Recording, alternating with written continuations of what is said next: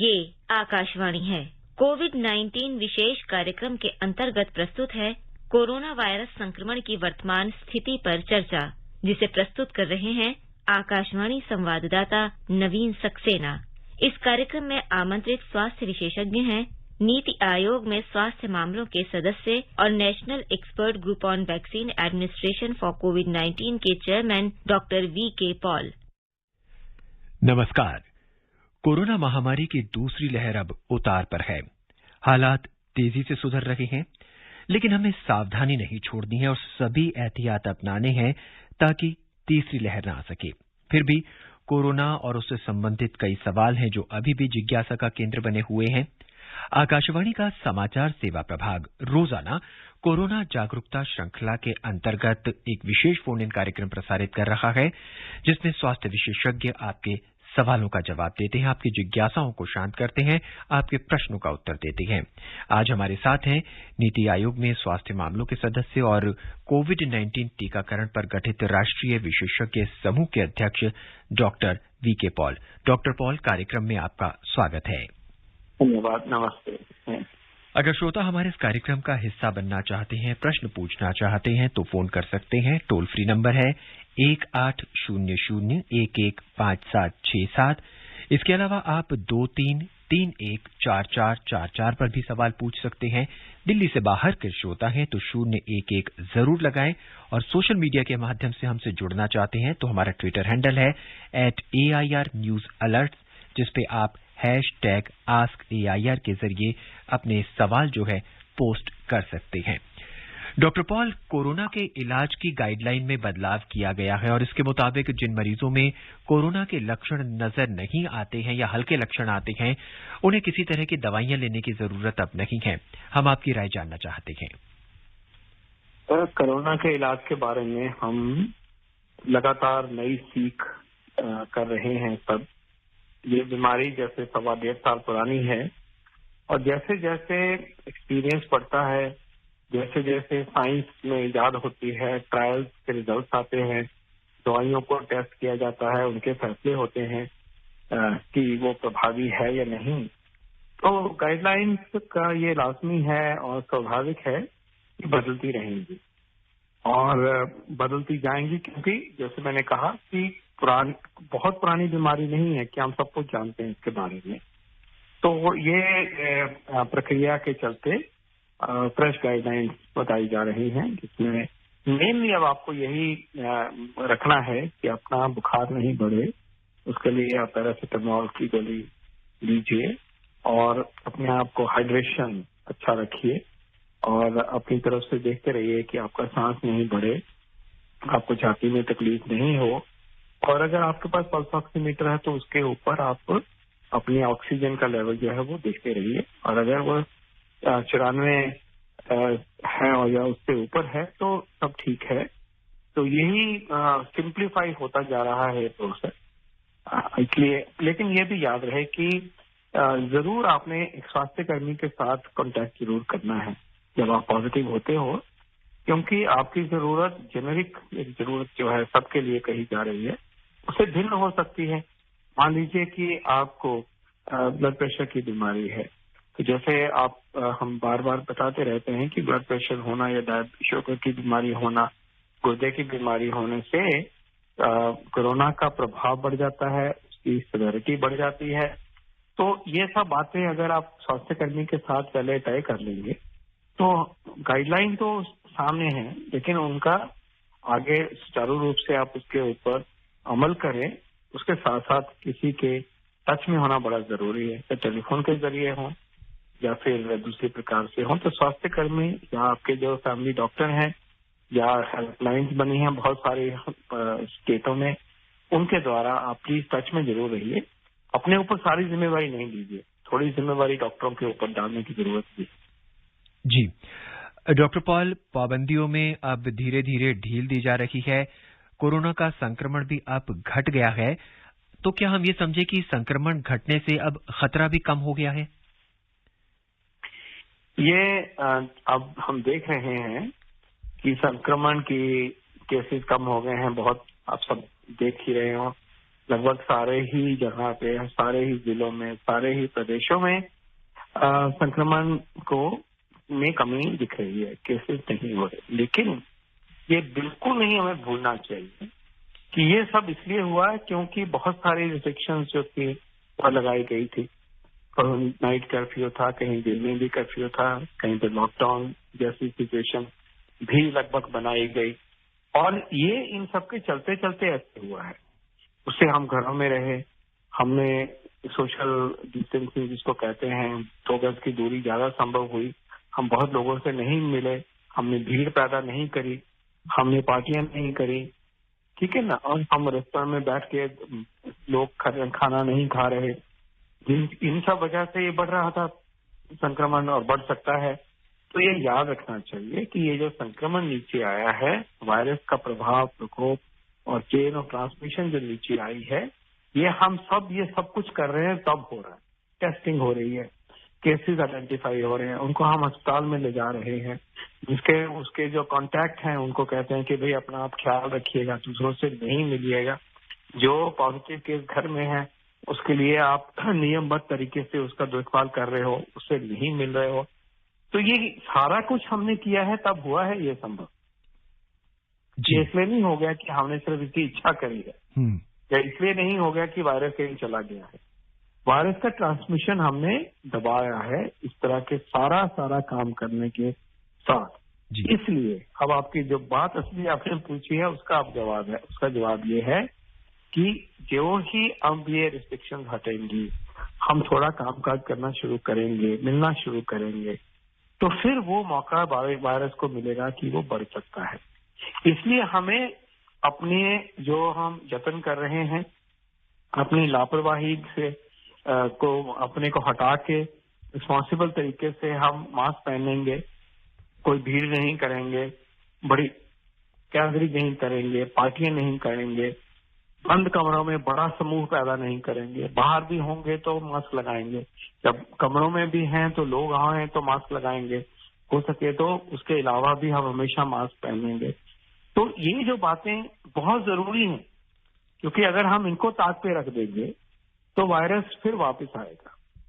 ये पक्की बात है कि अगर हम लापरवाही करेंगे, वायरस को मौका देंगे, तो वायरस कोई लिहाज नहीं करेगा, वो वापस आएगा। तो हमें अब जो सीख हमें ली है पिछले 1 साल, 1.25 साल के एक्सपीरियंस से, कि हम तभी इससे बच सकते हैं जब हम एक जिम्मेवार नागरिक की तरह अपना व्यवहार रखेंगे। जी डॉक्टर पाल, दूसरी लहर में कहा गया कि अब हमें एक की बजाय 2 मास्क पहनने हैं। आप हमें समझा सकेंगे कि 2 मास्क पहनने से हम कितना बच सकते हैं और किस तरह से हमें पहनने चाहिए? मास्क जो है एक कपड़े का मास्क होता है, या एक बना बनाया मास्क जो स्वास्थ्य कर्मी इस्तेमाल करते रहे हैं, N95 मास्क होता है। तो इनका जो प्रभाव है और बचाव का जो ताकत है, वो सारी एक जैसी नहीं हम मान सकते। घर में बने हुए कपड़े का 2 लेयर का बनाए, 3 लेयर का बनाए, वो काफी हद तक हमें प्रोटेक्ट करता है, ये सही बात है।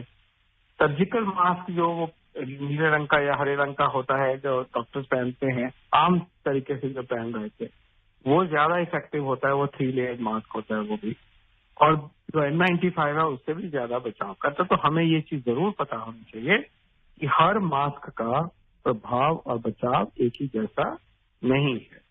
तो अब हम ये गाइडेंस दे रहे हैं कि जब हम कपड़े का मास्क प्रयोग कर रहे हैं या सर्जिकल मास्क कर रहे हैं, तो उसके साथ में एक की बजाय 2 मास्क लगा लीजिए। जैसे एक कपड़े का लगाया और अंदर आपने सर्जिकल मास्क लगा लिया, तो ये आपका प्रोटेक्शन जो है वो बढ़ जाएगा। लेकिन ये भी जरूरी है कि जो कपड़े का मास्क है वो धुला हुआ होना चाहिए, साफ सुथरा होना चाहिए, उसमें और गंदगी नहीं होनी चाहिए, पसीना नहीं होना चाहिए, तो वो भी जरूरी है। N95 जो है मास्क वो अपने आप में सही प्रोटेक्ट करता है, लेकिन जब स्वास्थ्यकर्मी जहाँ जा रहे हैं वहाँ कोरोना के मरीज हैं बहुत सारे, नॉर्मल सिचुएशन नहीं है, तो वहाँ बहुत सारे स्वास्थ्यकर्मी उसके ऊपर एक मास्क और सर्जिकल मास्क ऊपर लगा लेते हैं। कहने का मतलब ये है कि हम धीरे धीरे सीख रहे हैं कि अपने आप को बचाने के लिए एक मास्क की बजाय अगर 2 डबल हो जाता है, चाहे 2 कपड़े के ही मास्क लेंगे, तो हमारी प्रोटेक्शन बढ़ जाती है। और ये हमारे लिए वैक्सीन की तरह काम करता है। तो इसमें ये कॉमन सेंस की तरह से बात है, साधारण तरीके की बात है, और इसको हमें अपनाने की कोशिश जरूर करनी चाहिए। जी डॉक्टर पॉल, अब हम अपनी चर्चा का रुख जो है वो वैक्सीनेशन की तरफ करते हैं। भारत में 16 जनवरी से कोरोना के खिलाफ वैक्सीनेशन का महाअभियान चल रहा है।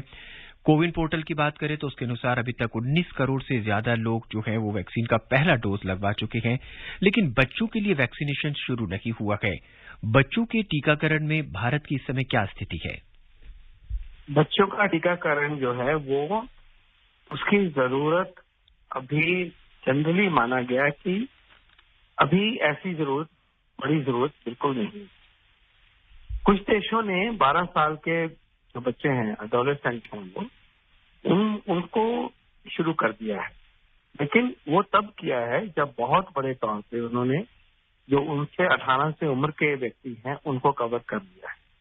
इसकी वजह समझा सकता हूँ। वजह यह है कि जब बच्चों में संक्रमण होता है तो वो लगभग हर बच्चे में संक्रमण की सिवेरिटी जो है, संकट जो है वो कम हो जाए। बच्चों को पता भी नहीं होता कि उनको इन्फेक्शन होता है तो मामूली सा जुकाम, वो कभी सीरियस होकर अस्पताल ले जाना पड़े, ये होता है, लेकिन बहुत कम होता है।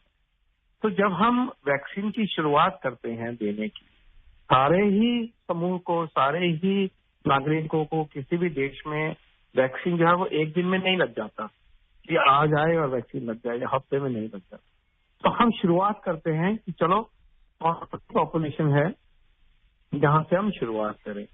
तो हमेशा ये देखा गया है कि बड़ी उम्र वाले जो व्यक्ति हैं हम उनसे शुरू करते हैं, क्योंकि उनमें संक्रमण का प्रभाव ज्यादा होता है और उनमें उनको नुकसान और मौत होने का भी चांस ज्यादा होता है, इसलिए हम वहां से शुरुआत करते हैं। तो जब हम इस तरह से एक वैक्सीन की प्रक्रिया को बढ़ा रहे हैं तो शुरुआत में हमारी प्रायोरिटी 45 से ऊपर वाले लोगों की रही, फिर अब धीरे धीरे हम उसके नीचे 18 के तक पहुंच गए हैं। ठीक है, क्योंकि उनमें भी वो प्रभाव होता है और वो फैलाते भी हैं, क्योंकि वो आगे पीछे सबसे ज्यादा जाने वाले युवा होते हैं। आप 30-35 वाली उम्र वाले काम लोग कर रहे होते हैं, तो फिर वो एक प्रायोरिटी बन जाता है। अब आती है बात बच्चों की। जब इस ग्रुप को अच्छी तरह से लग जाएगा तो फिर बच्चों की तरफ नजर जाती है, और इस ग्रुप को, बड़े समूह को बड़ों का लग जाएगा तो बच्चों तक इन्फेक्शन आने का चांस भी कम हो जाएगा, क्योंकि इन्फेक्शन का जो साइकिल है वो कम हो जाएगा। दूसरी बात ये है, वो ये है कि जो अब तक वैक्सीन बने हैं उनको हमें ये देखना पड़ता है कि बच्चों में वो सुरक्षित हैं कि नहीं। नुकसान तो नहीं कर सकते, क्योंकि बच्चा जो है उसकी हड्डियां बढ़ रही हैं, उसका मसल बढ़ रहे हैं, उसमें ग्रो कर रहा है। तो ग्रोइंग ह्यूमन बीइंग में हमें देखना है कि वो सेफ्टी हो।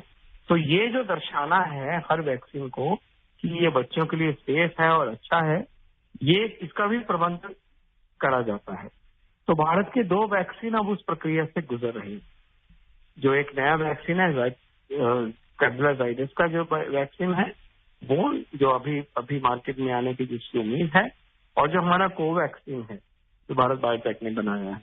तो ये दोनों ही वैक्सीन अब उस प्रक्रिया से गुजर रहे हैं कि बच्चों पे ट्रायल कर रहे हैं, और जैसे ही रिजल्ट आते हैं तो हमारे पास एक सकारात्मक एक ऑप्शन हमारे सामने, एक विकल्प दिखेगा कि हम इस्तेमाल कर सकते हैं।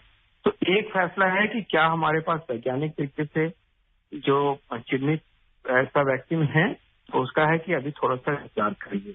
तो पहली बात हो गई। दूसरी है कि बच्चों को इतना कम रिस्क है कि वो प्रायोरिटी में अभी नहीं आते, जब हमारे पास बहुत ज्यादा रिस्क वाले व्यक्तियों का समूह अभी हमारे वैक्सीन के कवरेज से अभी बाहर है, तो वहां से हम शुरुआत। तीसरी बात ये है कि जैसे ही वैक्सीन बड़ों में लग जाएगा तो बच्चों तक संक्रमण नहीं होगा। चौथी बात यह है कि ये सब कुछ हो जाएगा। वैक्सीन हमारा जो हम दर्शाएंगे कि काम करता है बच्चों में, और चाहे बच्चों को कोविड नहीं होता, लेकिन फिर भी मामूली सा भी जो रिस्क है उसको दूर करने के लिए बच्चों में भी वैक्सीन की बारी तब आ जाएगी। हम इसी सोच के साथ इस प्रोग्राम में आगे बढ़ रहे हैं। तो उसके पीछे साइंस की जो थिंकिंग है वो मैंने कोशिश करी है आपको समझाने की। जी डॉक्टर पॉल, क्या गर्भवती महिलाएं कोविड का टीका लगवा सकती हैं? यहाँ भी वही बात आती है कि जो टीके आज हमारे पास उपलब्ध हैं वो उनका सुरक्षित दिखाना कि प्रेगनेंसी में सेफ है अभी तक सिद्ध नहीं हुआ है पूरी तरह से। क्योंकि जब वैक्सीन, देखिए ये वैक्सीन जो बने हैं हमारे, वो 8, 10, 9 महीनों के साल के अंदर बन गए और उनको उन्हीं व्यक्तियों में टेस्ट किया गया जो कि उम्र में 18 से ऊपर थे, वैसे वॉलंटियर्स थे, हेल्दी थे। तो ये जो कॉम्प्लेक्स सिचुएशन होती है कि भाई प्रेग्नेंट वुमन जो है उसके पेट में जो बच्चे को कोई वैक्सीन का नुकसान ना हो जाए, तो ये ट्राई करने से पहले ये सिद्ध किया जाता है कि भाई जो हेल्दी वयस्क है, स्वस्थ है, यंग लोग हैं, उनमें सेफ है कि नहीं है। उसके बेस के ऊपर ये प्रोग्राम में आ गया। लेकिन दूसरा पार्ट अब ये है कि बच्चों में सेफ है कि नहीं, इस बात मैंने अभी करी, तो वो ट्रायल्स अभी चल रहे हैं हमारे वैक्सीन के। इसी प्रकार क्या प्रेगनेंसी में सेफ है, इसका भी साइंस के हिसाब से लेखा जोखा जो है वो करने के बाद ही इस समूह को लाया जाएगा। आपको प्लीज ये ख्याल रखना होगा कि हम वैक्सीन बचाने के लिए, अपने आप को प्रोटेक्ट करने के लिए कर रहे हैं। हम उसी समूह में दे सकेंगे जहां पे कि हमें लगता है कि सेफ्टी को इश्यू नहीं है। अभी प्रेगनेंसी जो है वो एक ऐसी सिचुएशन है जिसमें कि वैक्सीन की सेफ्टी का, सुरक्षात्मक बिहेवियर का अभी फैसला नहीं हुआ है। इसलिए थोड़ा सा इंतजार करना होगा कि प्रेग्नेंट वुमेन में हमें इसको देना चाहिए या नहीं देना चाहिए। और हमारी जो साइंस की कमिटीज हैं वो इस बात को लगातार नजर रखते हैं डेटा के बेस के ऊपर कि क्या ये छूट देनी चाहिए कि नहीं देनी चाहिए। मुझे लगता है कि सकारात्मक फैसला होगा, कुछ ही दिनों में होगा, लेकिन एक जिम्मेवार तरीके से होगा। हम ऐसे नहीं कह सकते जिसका कि नतीजा बाद में ऐसा निकले जो कि हमें किसी को भी अच्छा नहीं लगे। इसलिए थोड़ा सा साइंटिफिक प्रोसेस में थोड़ा वेट करना, थोड़ा धैर्य रखना बहुत जरूरी होता है और उस नजर से हम काम कर रहे हैं। जी डॉक्टर, एक मिथक है या कुछ महिलाएं ऐसा सोच रही हैं जो स्तनपान कराती हैं, बच्चों को दूध पिलाती हैं, अगर वो टीका लगवाती हैं तो कुछ वक्त तक वो बच्चों को दूध नहीं पिला सकती। इसमें कहाँ तक कितनी सच्चाई है? बिल्कुल सही बात नहीं है, ये बिल्कुल मिथ्या है।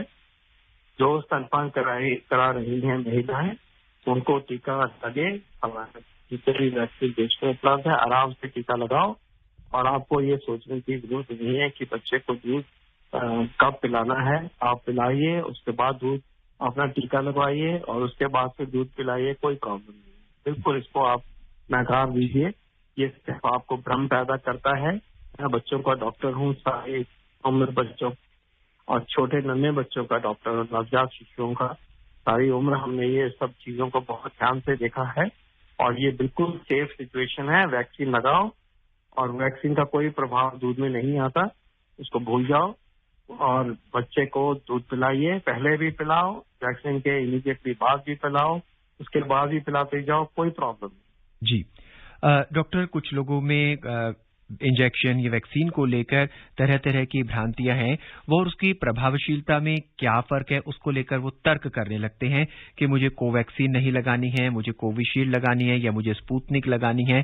क्या इस तरह के तर्क आम जनता में जरूरी हैं? ये तर्क जो हैं ये अपना वक्त खराब करने वाले तर्क हैं और ये तर्क जो हैं भ्रम फैलाने वाले तर्क हैं। हम ये सोचिए कि हम कितने भाग्यशाली हैं कि हम ये बात भी कर पा रहे हैं कि हम ये वैक्सीन है या वो वैक्सीन है। ये बहुत बड़ी बात है देश के लिए। 2 वैक्सीन इसलिए हैं कि 2 वैक्सीन भारत की भूमि पर तैयार हो गए, 2 इसलिए हैं कि हमारे पास, और हम ज्यादा से ज्यादा वैक्सीन को, कुछ को ये और कुछ को दूसरा वैक्सीन लगा सकते हैं। दोनों ही वैक्सीन सेफ हैं, दोनों ही वैक्सीन इफेक्टिव है, दोनों ही वैक्सीन, जो भी वैक्सीन आपके आसपास आपको आसानी से उपलब्ध हो रहा है, प्लीज आप उस वैक्सीन को अपनाइए और इसमें खोज ज्यादा नहीं करिए। इसको सोच विचार के ये सब किया जा रहा है। हम पॉपुलेशन लेवल की बात करें कि सबको कौन सा वैक्सीन मिले, या इंडिविजुअल की बात करें कि मैं ये लूं या वो लूं, दोनों ही वैक्सीन बिल्कुल आप बिना ज्यादा इसमें अपना टाइम खराब करे बिना, प्लीज जो वैक्सीन आपके सामने आसानी से और जल्दी से मिल रहा है उस वैक्सीन को आप। जी डॉक्टर, हम इस पे चर्चा अपनी जारी रखेंगे। इस बीच हमारे पहले श्रोता जो हैं वो हमसे जुड़ चुके हैं। मध्य प्रदेश के नीमच से अरविंद वैरागी अपना सवाल पूछना चाहते हैं। अरविंद जी, कार्यक्रम में आपका स्वागत है। हेलो। हाँ जी अरविंद जी, क्या पूछना? अरविंद जी, हाँ सर, नमस्कार। मैं अरविंद बैरागी, केशरपुरा तहसील जाओ जिला नीमच से बोल रहा हूँ। जी, कहिए, क्या सवाल है आपका? सर, मेरा सवाल ये है कि मेरा खुद का प्रश्न है। मेरा ट्रांसप्लांट हुआ था 2 साल पहले जी। और आँख का जी। और उसमें क्या सर रेटिना में भी दिक्कत है, तो क्या मैं वैक्सीन लगा सकता हूँ? वैरागी जी, आपका आँख का क्या ट्रांसप्लांट हुआ था? जी सर। जी। आपको वो झिल्ली लगी थी ऊपर कॉर्निया पे? जी सर। आपके कॉर्निया पे सुई लगी? कॉर्निया का ऑपरेशन हुआ था? हाँ, कॉर्निया का ट्रांसप्लांट हुआ था। ठीक है, ठीक है। आपका प्रेशर उतना मेंटेन नहीं रहता है? कोई बात नहीं। आपसे मैं जानना चाह रहा हूँ, कोई दवाई भी चल रही है आप? जी सर, मतलब लेने की कुछ भी नहीं है, केवल डाल रहा हूँ मैं दवाइयाँ। आपको बिल्कुल कल जाके आप वैक्सीन लगाइए, आपको कोई प्रॉब्लम नहीं है। इस वजह से वैक्सीन के लिए कोई भ्रम भी नहीं होना चाहिए। पूरे कॉन्फिडेंस से, पूरे जोश से जल्द से जल्द वैक्सीन अपनाइए। आपकी उम्र कितनी है? मेरी सर 55 साल है।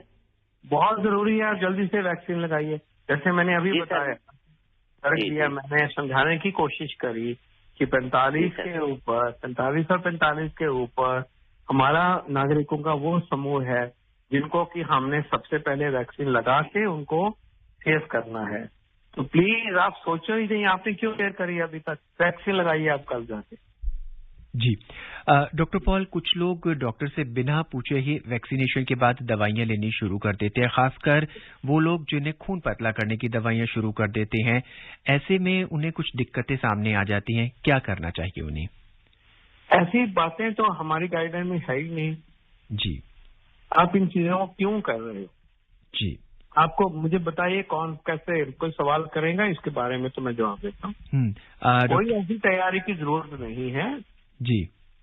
आपको एस्पिरिन मिल रही होती है कई बार हार्ट की प्रॉब्लम की वजह से, तो आप जाइए, उसकी कोई कॉन्ट्राइंडिकेशन नहीं है, कोई वजह नहीं है कि आपको टीका नहीं लगे, कोई बंद करने की जरूरत नहीं है।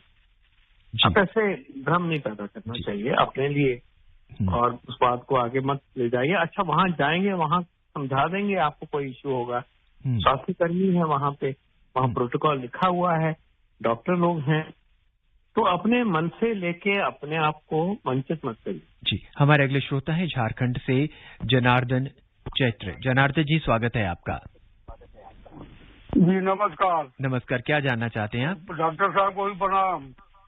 प्रणाम प्रणाम, बहुत बहुत धन्यवाद। जी, क्या सवाल है आपका जनार्दन जी? इनको हमने पहला टीका ले लिया है। अच्छा किया आपने। अब दूसरा टीका के लिए भ्रम है जी, कब तक मिलेगा? आपका कौन सा टीका लगा है? ये कोविशील्ड। कोविशील्ड लगा है ना आपको? ये टीका, अगला टीका जो है वो आपने 3 महीने पे लगा, तो 3 महीने पूरे करिए आराम से। अभी आपको एक टीका लग गया है, आप बचे हुए हो कोरोना से।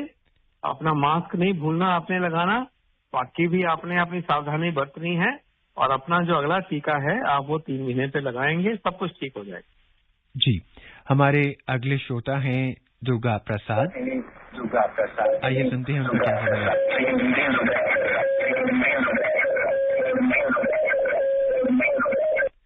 शायद इनसे संपर्क नहीं हो पा रहा है। जी। डॉक्टर साहब, हम आपसे जानना चाहते हैं कि अगर मुझे कोरोना हो गया है तो मुझे अपनी पहली डोज कब लगवानी चाहिए? आपको भी 3 महीने बाद लगानी चाहिए पहली डोज। जी। क्योंकि अभी कोरोना होने से आपका बचाव भी है, और आराम से 3 महीने। जी। हमारे अगले श्रोता हैं बड़ौद से महेश शर्मा। आइए उनका सवाल सुनते हैं। महेश जी, कार्यक्रम में स्वागत है आपका। नमस्कार जी। जी नमस्कार जी। अपनी कोशिश रहेगी कि तीसरी लहर को नहीं आने देंगे। जी। आपका सवाल क्या है? सवाल है जी, छोटे बच्चों को कोरोना से कैसे बचाएं और क्या क्या सावधानियां रखें उनके साथ? जी। डॉक्टर पॉल। छोटे बच्चों को कोरोना से बचाने का 2-3 तरीके हैं। पहले तो आप अपने आप को बचाएं, कि आप अपना ख्याल रखें, क्योंकि बच्चे अगर घर में हैं तो हम ही लेके आएंगे बच्चों पे, और छोटे बच्चों को तो घर में ही रहना है इन दिनों में, अगले कुछ महीनों तक, जब तक कि पूरा कंट्रोल नहीं हो जाता। तो सबसे पहले है कि आप अपने आप को पूरी सावधानी रखिए और मास्क पहनिए, दूरी बनाइए, बड़ी पार्टियां नहीं करो, बड़े समूह में मत जाओ।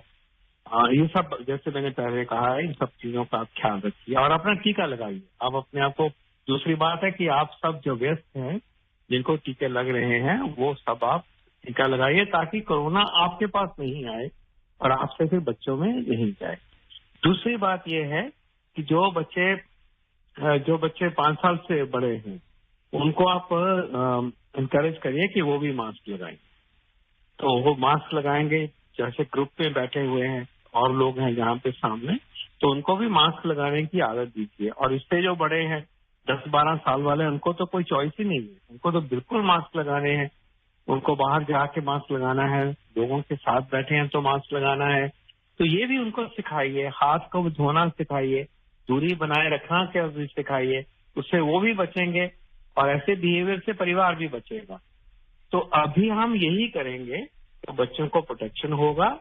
जैसे मैंने कहा, बच्चों में कोरोना आता है और वहां से दूसरों को भी लगता है, ये भी पक्की बात है। लेकिन ये भी पक्की बात है कि कोरोना सीरियस नहीं होता बच्चों।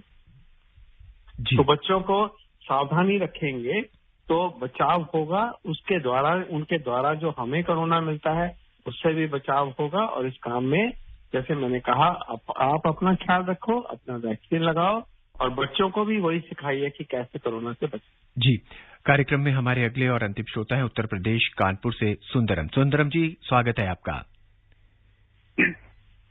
जी सर। जी, क्या पूछना चाहते हैं? बहुत संक्षेप में बताइए। सर, हम ये पूछना चाहते हैं कि जैसे हमारे पिताजी ने 14 मई को वैक्सीन लगवाई थी सर, तो सर उनका SMS आया था 11 जून को दूसरी डोज लगवाने के लिए। तो हमने ये सुना है कि ये 42 दिन में लगता है, तो ये 28 दिन में लग रहा है, उचित है? आपका ना कोवैक्सीन होगा, कोविशील्ड तो नहीं है ना? जी, कोवैक्सीन है। कोवैक्सीन जो है 4 हफ्ते पे लगता है, 4 से 6 हफ्ते के बीच में लगता है। तो वो हिसाब ठीक ही लग रहा है, 4 हफ्ते पे लगवाइए आप। ठीक है जी। डॉक्टर पॉल, अब हमारे पास वक्त बहुत कम है, आप हमारे श्रोताओं को क्या संदेश देना चाहेंगे कोरोना से बचाव के लिए?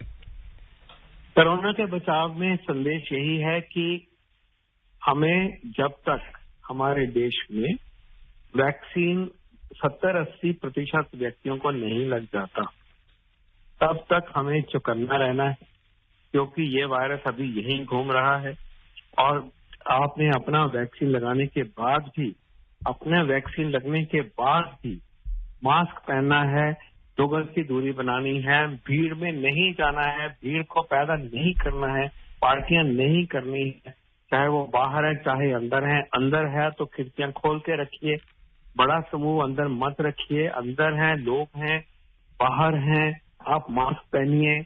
ये हमें अभी पूरे जज्बे के साथ, पूरे जोश और सच्चाई के साथ अपनाना है। हम ये करेंगे तो कोई थर्ड वेव वापस नहीं आएगी, कोई नहीं आएगी। हम अपने आप को बचा सकते हैं। साथ साथ इस पीरियड में 4-5 महीने के अंतर्गत हम वैक्सीनेशन की प्रक्रिया को करेंगे और फिर हम पूरे जोश के साथ और सुरक्षित महसूस करते हुए अपनी जिंदगी को आगे बढ़ाएंगे। तो एक बैलेंस रखिए, तो जरूरी है, होने चाहिए, लेकिन जो कोविड से बचने के स्टेप्स हैं वो भी हमें हर दिन, हर घंटे, हर मिनट अपने रखिए। धन्यवाद जी। डॉक्टर पॉल, इस कार्यक्रम में हमसे जुड़ने के लिए और अपनी विशेष राय देने के लिए आपका बहुत बहुत धन्यवाद। धन्यवाद, नमस्ते, जय हिंद। आज के इस कार्यक्रम में बस इतना ही। मुझे यानी नवीन को दें इजाजत। नमस्कार। कोविड-19 विशेष कार्यक्रम के अंतर्गत अभी आप सुन रहे थे कोरोना वायरस संक्रमण की वर्तमान स्थिति पर चर्चा, जिसे प्रस्तुत कर रहे थे आकाशवाणी संवाददाता नवीन सक्सेना। इस कार्यक्रम में आमंत्रित स्वास्थ्य विशेषज्ञ थे नीति आयोग में स्वास्थ्य मामलों के सदस्य और national expert group on vaccine administration for कोविड-19 के चेयरमैन डॉक्टर V.K. पॉल। ये कार्यक्रम आकाशवाणी के समाचार सेवा प्रभाग द्वारा प्रस्तुत किया गया। इसे आप हमारे mobile app news on AIR पर भी सुन सकते हैं। इस कार्यक्रम के संबंध में अपनी प्रतिक्रिया आप हमें ईमेल कर सकते हैं। पता है airnsdtalks@gmail.com। ये कार्यक्रम फिर से सुनने के लिए लॉग ऑन करें हमारी वेबसाइट newsonair.com।